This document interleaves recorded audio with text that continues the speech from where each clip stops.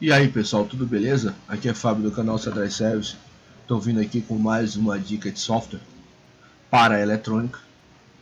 Eu ainda continuo com os softwares pequenos, porém que eu julgo úteis para você utilizar com eletrônica, seja você profissional, hobbyista ou estudante, tá? E posteriormente a gente vai passar para os softwares maiores, os simuladores e os softwares emuladores. Hoje eu vou trazer um software muito bacana para vocês, que vai auxiliar muito no cálculo de componentes eletrônicos, tá? Trata-se de uma calculadora eletrônica na versão 3 e 4.0. Eu vou disponibilizar para download, já está no site, tá? Você entrar no meu site, software de eletrônica, aí você vai ver aqui, ó, eletrocalculadora 3 e 4. Você vai fazer o download, ele vai estar compactado, tá? Você não precisa instalar, você só vai descompactar. Se você não souber utilizar um compactador, descompactador, eu também tenho um vídeo aqui no canal ensinando a utilizar. Então você vai descompactar para a pasta que você quiser, não precisa, como eu disse, não precisa de instalação e basta só executar.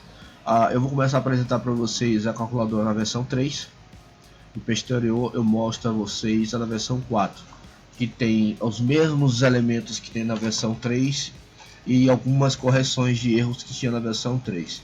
Tá? Eu não vou me aprofundar no uso dessas calculadoras agora, porque precisa ter conhecimento dos componentes e isso vai fazer parte do meu curso de eletrônica. Está um pouquinho atrasado aí, mas está caminhando, tá? Eu tô a vida bem atarefada, mas à medida que a gente for estudando os componentes, a gente volta aqui, a gente faz o cálculo lá no papel direitinho e depois a gente vem para aqui para a calculadora para fazer a comparação para ver se realmente funciona. Nessa calculadora 3, a versão 3, nós temos aqui dois botões para cálculo de tensão e corrente, tá? Em geral para fonte de alimentação. Nesses aqui nós temos botões para condicionamento de sinais, aqui para timer, aqui para condutores de cobre e aqui para controle e automação. Nesse primeiro botão de diodo Zener, você pode fazer o cálculo de um resistor RZ e da potência do diodo Zener que você vai ter que utilizar. Por exemplo, ele está dando exemplo aqui, ó, para uma tensão Zener de saída de 5,1 volts, com uma tensão de entrada de 12 e uma corrente de consumo de 100 mA, ou seja, a carga que vai ser utilizada aqui dessa tensão, a gente pode clicar em calcular. Ele vai dizer que o DZ, ou seja, o diodo Zener, tem que ter no mínimo potência de 0,051 watts. A gente pode usar um diodo Zener de meio watt, que a gente não vai achar de 0,51, você vai achar de meio, de 1 watt e aí diante. E o resistor RZ, que é resistor limitador de corrente, tem que ter o valor de 62,727 ohms. Ou você pode usar um valor comercial próximo disso aqui. E a potência de dissipação desse resistor tem que ser de 0,759 watts, quase 1 watt de potência, para obter a tensão de 5,1. Vou dar um outro exemplo aqui, digamos que eu queira 3,3 volts, a tensão de entrada seja 12 volts mesmo e que a carga seja de 500 mA, meio ampere. Vamos calcular. Ele está dizendo que meu diodo Zener tem que ter 0,165 watts de potência. O resistor limitador RZ tem que ser de 15,818 ohms, com potência de 4,735 watts, ou seja, quase 5 watts de potência, para a gente obter a tensão Zener de 3,3 volts. Claro que, como eu disse, não adianta, eu vou me aprofundar agora na explicação do circuito, porque vai fazer parte do meu curso de eletrônica. Então aqui, a tensão Zener do diodo de trabalho dele é 3,3 volts. Para operar num circuito que tem tensão de entrada de 12 volts e uma carga de 500 mA, você tem que usar o diodo Zener tem que ter 0,1 watts ou meio watt de potência, que é o valor de potência comercial que você encontra. E o resistor utilizado para limitar a corrente tem que ser de 15,18 ohms com 4,7 ou um valor comercial que é 5 watts. Tá? É só um exemplo para vocês. Aqui também para o LM317, e você pode fazer o cálculo tanto para ajuste de tensão como de corrente, Você vê aqui, ó, você tem os valores para R1, R2, no caso aqui para a fonte de tensão, e o valor de R3 para a fonte de corrente. Nos valores que eles estão dando aqui de exemplo, de quem cai em calcular, ele está dizendo que a potência dissipada em K no R1 e R2 vai ser de 0,0 watts, 0,08, e a tensão obtida na saída aqui vai ser de 3,26 volts. Veja que, como eu disse a você, não adianta eu querer explicar agora o funcionamento, porque eu vou explicar isso numa aula posterior no meu curso de eletrônica. Esses componentes têm uma tensão mínima e máxima de entrada, tá? De acordo com o datasheet dele, e ele precisa de no mínimo 10 mA de consumo na saída, senão ele não faz o ajuste da tensão. Ele até avisa aqui embaixo, ó, deve ter um consumo mínimo de 10 mA, caso contrário a tensão será maior do que o valor calculado. Então esse componente que, para que ele funcione corretamente, é necessário que exista 10 mA de consumo na saída. Isso aqui pode ser obtido através de um resistor utilizado como carga, tá? Então isso eu não vou explicar agora, porque posteriormente no curso de eletrônica eu vou explicar esse componente aqui. A gente vai entrar em parte de fonte de alimentação, eu vou explicar. E aqui embaixo nós temos, ó, para cálculo de corrente. Perfeito? Aqui na parte de condicionamento de sinais nós temos um botão para switch triggers, para cálculo de funcionamento com utilização desse circuito. Transamplificador não inversor, filtro passivos, tá? Nós temos aqui filtro passa baixa, passa alta.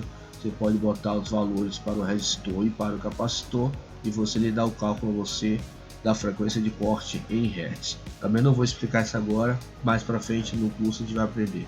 Reatância capacitiva e indutiva,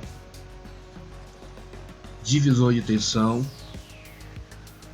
Isso aqui vai ser uma aula, logo vou ter aula sobre isso. A gente vai estudar no curso de eletrônica a associação de resistores, depois a gente vai ver a utilização deles como divisor de tensão.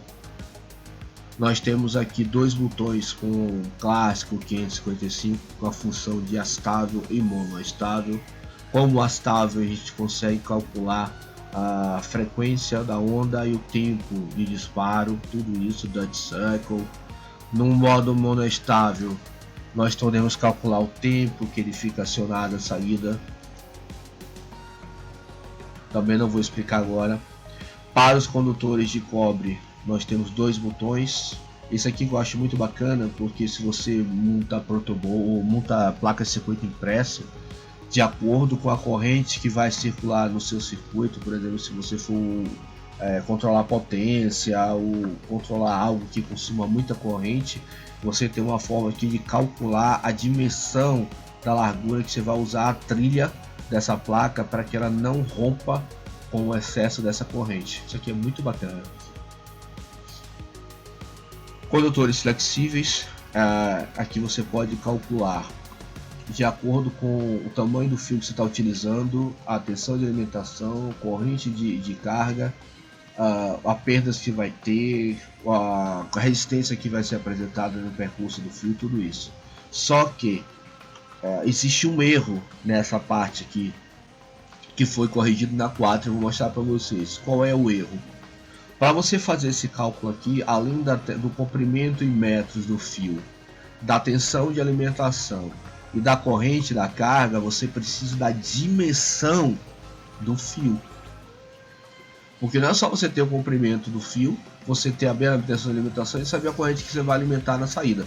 Você precisa saber a dimensão. Quantos milímetros esse fio vai ter? 2,5, 4, 6 milímetros?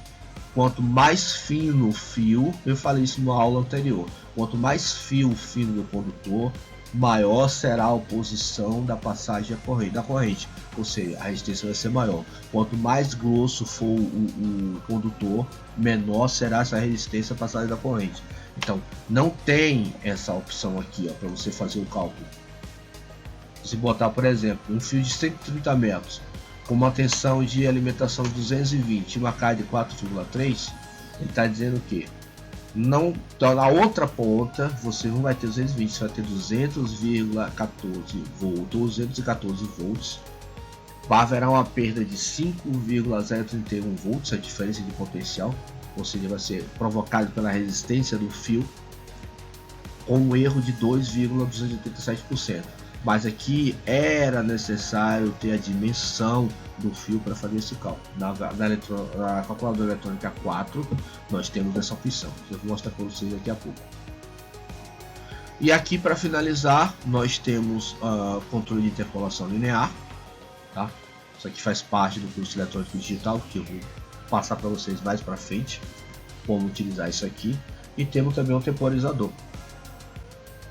E aqui nós temos um temporizador de 8 a 32 bits, que também eu vou explicar quando eu fizer meu curso de eletrônica digital para vocês. Beleza? E aqui no botão sobre nós temos o autor da calculadora, tá? Tá aqui o nome dele, tá aqui o e-mail dele, tá aí os créditos para cara que fez. Então essa foi a versão 3. Vamos abrir agora a versão 4. Você vê que já mudou um pouco o aspecto. Vou deixar aqui o 3 aberto também do lado, mas a gente fazer um comparativo. Você veja só, na versão 3, para o LM317, num único botão você consegue fazer o cálculo de tensão e de corrente.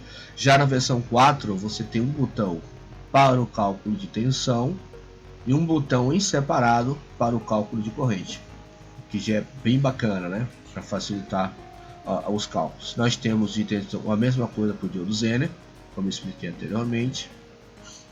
Nós temos agora aqui um código de cores, ó. Quem quiser estiver acompanhando meu curso de eletrônica aí, ó, tem um código de cores aqui, ó, para você fazer o treinamento, tá? Código de cores. Nós temos o sensor utilizando potenciômetro, resistores variáveis, ó, para você fazer cálculo, a alimentação, a resistência variável, quanto de perda vai ter, ó. É bem bacana. Aqui, ó, cabos flexíveis para circuitos VCA. Observe agora, ó, na versão 4 foi colocado, continua a tensão de alimentação, a carga, agora tem um fator de potência. Nós temos agora se é monofásico ou trifásico, nós temos o comprimento e agora o que eu falei, ó, temos o diâmetro do fio, ó, em milímetros, ó, 1 milímetro, 1,5, 2,5, 4, 6, 10, ó, e 150 milímetros. Agora sim você consegue fazer o cálculo preciso, porque eu tenho essa informação aqui, ó. Eu estou usando 130 metros de um cabo de 6 milímetros, então agora eu posso calcular a perda total dele. Você vê, ó, vou diminuir aqui, ó.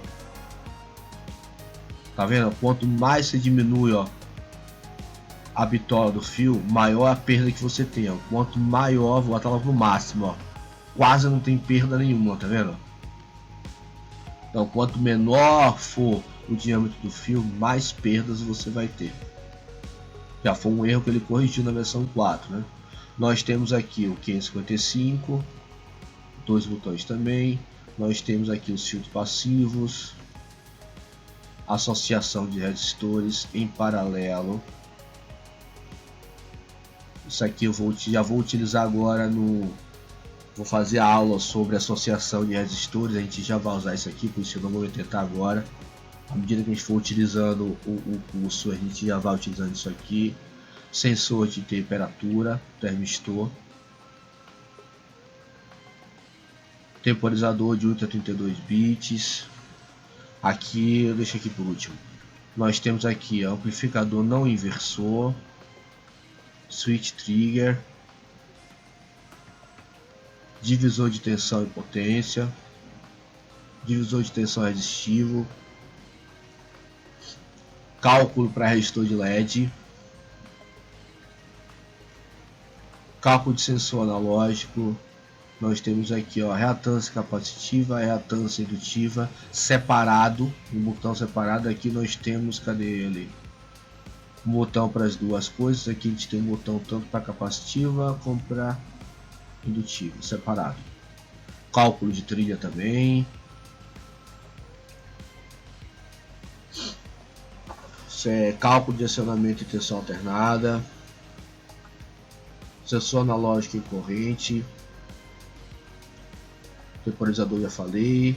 Aqui nós temos o interpolação linear, cálculos de estado sólido, relé de estado sólido, ó, utilização, Isso aqui eu vou mostrar quando a gente estiver estudando eletrônica industrial. E aqui bacana, ó, a gente tem um conversor, ó. Então calculadora de conversor, ó, decimal para binário e hexadecimal, de hexadecimal para binário e decimal, um conversor binário de decimal para hexadecimal e um conversor de unidades. Você pode botar o valor que você quer, ele já dá para você a conversão automática. Você vê que são umas calculadoras bacanas, tá? Para auxiliar aqui, acho que é a mesma coisa, o nome do autor, o e-mail dele. Como eu falei, não vou explicar agora detalhadamente como utilizar cada botão desse, porque a gente vai ver quando a gente estiver estudando no meu curso de eletrônica. À medida que a gente for entrando em cada assunto, a gente volta aqui e aborda a utilização dessa calculadora. Só queria apresentar para vocês, tá? Tá na versão 3 e na versão 4. Como eu disse, tá para o download lá no site, basta você clicar e fazer o download, é de graça, não precisa registrar, não precisa nada. E aí é só descompactar, não precisa instalar, e aí é só executar ela. Beleza? Então tá aí, pessoal, mais uma dica de software aqui do canal. Então, à medida que a coisa for caminhando, eu vou apresentando outros softwares bacanas para vocês utilizarem no seu dia a dia, seja como profissional ou como estudante de eletrônica. Beleza?